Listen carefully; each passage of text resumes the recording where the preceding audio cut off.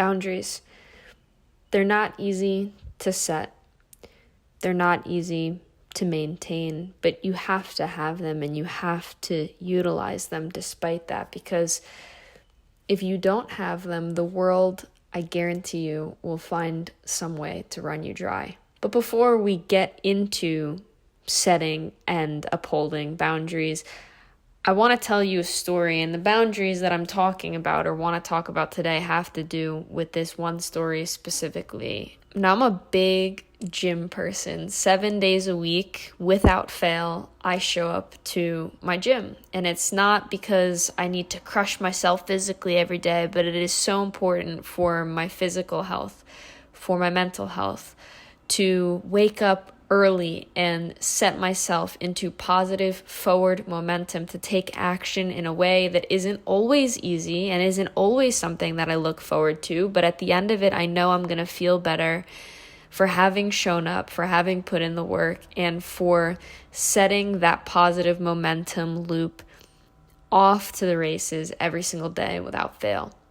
And so being at the gym, establishing a community to the extent that that's possible at the gym is something that's really important to me. And I've been going to the same gym ever since I moved to my current town a couple of years ago almost. And I go now pretty consistently in the morning at 6 a.m. during the week and a little bit later on the weekends. And it's the same gym staff that's there in the morning. And a few weeks ago, I said, I really want to establish rapport with the people at my gym, not just the people who I see showing up like me, working out every single day, but the gym staff, to the extent that they're there and they're consistently showing up. I want to say hi. I want to be able to break that stranger to stranger, lack of conversation sort of barrier that goes up. And I want to get to know these people, so I can come in and have something to say other than just hello and walking by the front desk. And so I did just that. I've been doing just that. There's a guy who's part of that gym staff who is there all the time. And a few weeks ago, we got to chatting. I had commented on a ring that he was wearing on his hand that I liked, and he said it was from a Buddhist shop that he found in the city. And so I was like, oh, that's so cool. He's into spirituality. I definitely want to talk to him a little bit more. And we got into a few wonderful conversations, and I started to kind of get into that routine in the morning where I'd be like, hey, what's up? Can I say his name? I'll say his first name. His name's Chris. I was like, hey, what's up, Chris? What's going on? And, at first, my priority was establishing rapport and just being somebody who he felt like he could speak to openly and honestly.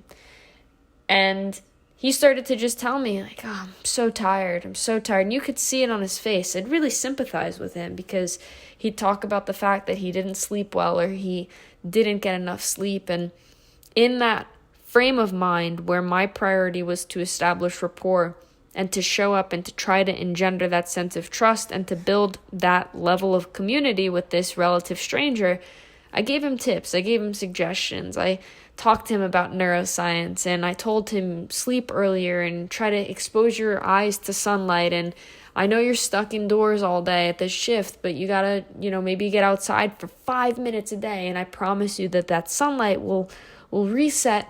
You get the idea. I don't need to go into this whole protocol that I suggested to him. But then it kind of became this pattern. Over weeks and weeks, I'd come in and I'd say, hey, how are you? And he'd be like, no, it didn't help. I'm even more tired. I'm so tired. I hate this job. And after a little while, I'm not going to lie to you, it started to really wear me down.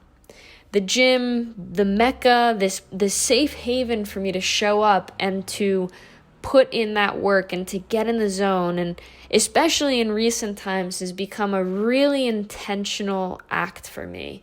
A really conscious set of choices that I make every single morning. It's not muscle memory. It's not reflexive. I wake up and I choose that discomfort. I choose to put my absolute best and brightest into every single one of those moments because I know that they are going to set the tone for the rest of my day. And after a little while, of just getting that consistent data and that feedback over and over again, the same response. I'm tired. I slept like crap. I'm tired. I don't feel good today. Man, I started to not feel good coming to the gym. And that's not allowed. I don't allow that. I don't allow that into my life. I don't want to allow that into my life. I would literally walk up to the front door and be dreading, even on the drive over to the gym, I'd almost be dreading walking in because I knew that I was going to say, "How are you?" And I was just going to get negativity right back.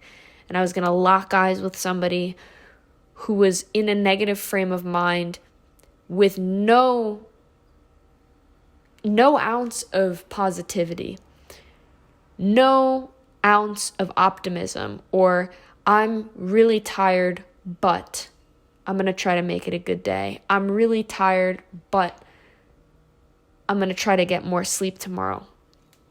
No. See, because when I started to concentrate so supremely on establishing a rapport, that eventually, over time, created a space where he felt like he could just vent, that I was always going to show up, because I created this pattern where I showed up and I held space for him to just let it out. And he's let it out.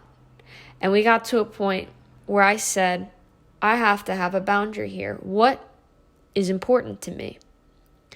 Because I want to establish a sense of community, and I want to know the gym staff on a first name basis, and I want to feel like I have friends who show up here and who get it. Because he does show up every day, despite all that. But it got to a point where I said enough is enough and I need to change something. And that was really hard for me, because as a person who feels like I can show up and be there for people, I in many ways feel like it is my duty to show up and to serve other people. I felt a little self-conscious. How was I going to take this away from this guy? How was I going to show up and not listen to him anymore? What is that going to say about me? That I let this energy infect me, and that I've allowed this response and this frame of mind and this mentality to affect my emotional state? What does that say about where I am in my healing journey? That I'm sensitive to that. That I can't just let it not faze me. But it's not my responsibility to have answers to those questions. It's my responsibility to be the best actor for myself, for my mental, my physical, and my spiritual health. And I realized I had to just stop asking this guy how he's doing, because there was never going to be a moment where he was willing to do anything but complain. He wasn't going to ask for advice again because he didn't take it the first time. And this is where the boundaries become critically important, because I can want to serve and I can want to help, and you can want to help someone else or yourself, but you have to know when the time is right to cut those ties. You have to know when you're on a burning ship, and you have to know what you can do to try to keep that ship from burning, right? When the fire is small and it's localized and you're that skipper and you think, okay, I can just kind of direct the air this way, or I can toss some water on it. If someone's dousing gasoline on that fire, you gotta know when it's time to walk away. Are you going to allow yourself to die on a burning ship? Or are you going to have an effective and proper fail-safe in place for yourself and your health, which is just as important as anybody else's health in this world, so that you're not going to go down with a burning ship? I had to jump off that burning ship. A conversation with this guy behind the counter became my burning ship. I started to dread showing up in a place that creates such a positive impact and influence in my life today, later in the day, and for the rest of my life. And so last week, it was really hard for me because I reflexively, with my trauma and with my set of skills and my set of what makes me feel safe in the world, to try to make other people feel safe in the world, it is really hard for me to not reflexively direct the focus of conversation to whomever I'm speaking with. It's really hard for me to not be in a conversation about myself if they are even actively in tune and listening to me, and immediately pivot back after I respond to say, wait, what about you? How are you doing? It's really hard for me to do that in general. But I had to do it because I refuse to go down with a burning ship when someone's pouring kerosene on it. I needed to maintain my objectivity in that scenario and calm myself down and say, I deserve to feel good, and I deserve to not put myself in a position day in and day out reflexively because I'm too scared to put my foot down and I'm too scared to pivot. So last week, I came in all consciously prepared to uphold a boundary that I've set for myself, that I'm not going to allow undue, unnecessary negativity in my life. And instead of coming in and saying, what's up? Actually, one of the last times I did say it because I was just like, I couldn't avoid it in that moment. I was like, what's going on? And he just said it and it just hit me and I got so frustrated at myself. I was like, tomorrow I'm not doing this. So the next day I came in and I didn't say, what's up? I didn't say, what's going on? I didn't say, how are you today? I just said, hey, happy Monday. Hey, happy Friday. I just stopped asking. And that was really hard for me because reflexively it was right there. That urge was right there. It was so hard to not just uphold the boundary and crumble underneath that, but to actively avoid my pretense, my reflex to be a certain way, to act a certain way, to say a certain thing. It took a lot of energy. And actually yesterday, I almost shamefully gave a response that I didn't like. After a couple days, I'm sure this was subconscious on his part, but after a couple days of me not walking in immediately asking what's up, he started to ask me first. And by the way, I'll use this as a maybe unnecessary, maybe this is just my ego prodding at the situation, but every day that I'd ask what's up or what's going on, he'd never ask me after saying I'm tired. He'd just sit there with this look and this heaviness with no intention to ask how I was doing, just to be a sink on that energy. So he started to change that. And he'd ask me what's up, and then I'd be like, yeah, I'm good. How are you? Trying to be light, trying to instill that lightness, and still just tired. I was like, well, I literally can't do this anymore, so I'm just going to start saying happy Friday or happy whatever day of the week it is and just walk right past the desk. Yesterday, when I was checking in, I was a little angry, and I came in with this frustration. I came in so focused on my body and my mind, and those two systems were just like perfectly aligned, and I knew I was going to have a really hard, really rewarding workout, and I did not want to see him at the front desk. I did not want to stop. I didn't want to slow down. I didn't want to have rapport. I didn't want to have community. I just wanted myself and my workout to be my number one priority in that moment. And I was just a little angry. I was a little too angry. And I honestly don't even know if he picked up on it. And maybe I'm thinking too hard about this, but it's why boundaries are hard.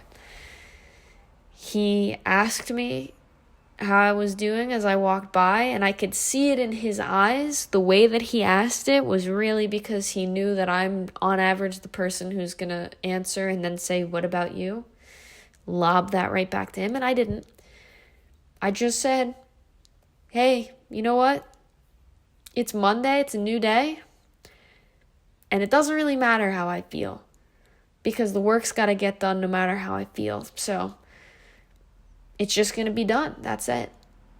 And he looked at me with this weird look in his eyes like, oh, I didn't expect that response. And I said it a little too tough For myself, I'm sure he didn't think that hard about it as I did.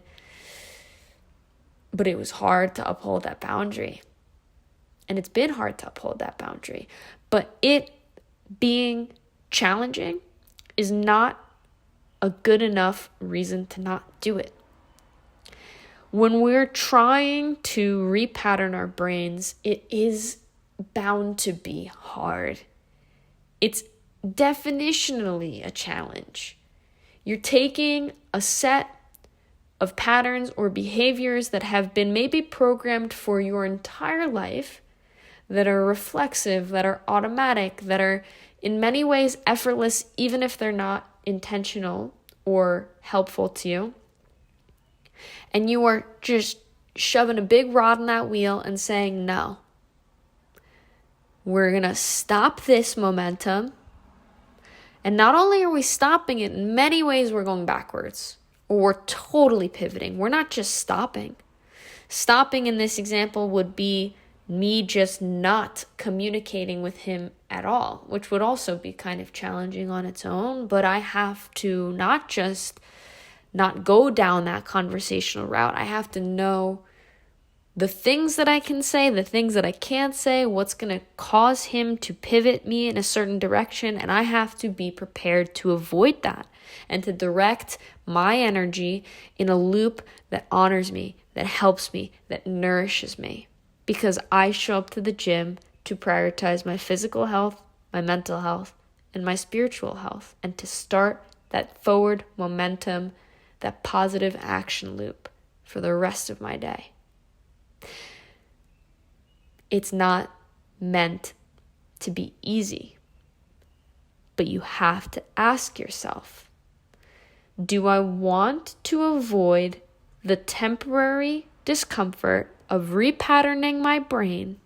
Does that matter more to me than to become a person who's capable of honoring a boundary, who's willing to honor a boundary, and who wants to live a better life and to make better choices in that life, choices that honor future you?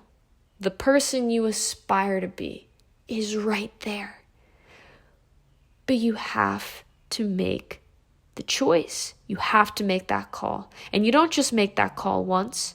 You don't just make that call when you set the boundary. You make that call day in and day out, every single opportunity you have to repattern and to ingrain and entrain in your brain, in your mind, and in your set of choices. Who do I want to be? Who do I want to be? Who do I want to be? Needs to matter more than the energy that you're going to put in that short term to repattern. And let me tell you something. Speaking from personal experience and very real-time experience, it's been really hard for me the last week and a half or so. But I am so empowered and I'm proud of myself for standing up for myself and for setting a difficult for me to maintain boundary. It's hard, it's annoying, and we've kind of created more distance or emotional space in that rapport that I made with Chris. But shit, I'm happier. And I feel better. Energy is infectious. No matter how healed you are or how much work you've put in, you will become some version of the people that you spend the most time with. That energy will drag you down and it will infect you if you do not have boundaries in place or procedures in place for how to handle that. This was an interesting one for me because I meet people now, and if I meet people for the first time and I get a sense for their negativity, I'll just never speak to them again. I'll retreat. But this was an interesting one. This was like we got to know each other, and I had this emotional connection because he was into spirituality, and I wanted to help, and I wanted to make a new friend, and I felt this pull, and then the pull went away, and I had to walk myself off that burning ship. I had to jump ship. You gotta know when it's time to jump ship, and you can't feel guilty about it. That's another thing that's very common if you've experienced trauma. If you're empathic, you are tuned to how other people feel. You can feel real guilty. If your safety has relied in the past heavily on making the people around you happy with your set of behaviors, you can be a real victim to people pleasing. And you'll please everyone around you, and you'll feel like, I'm safe, I'm doing what they expect of me. It's insidious, man. It'll eat away at you. It's up to you.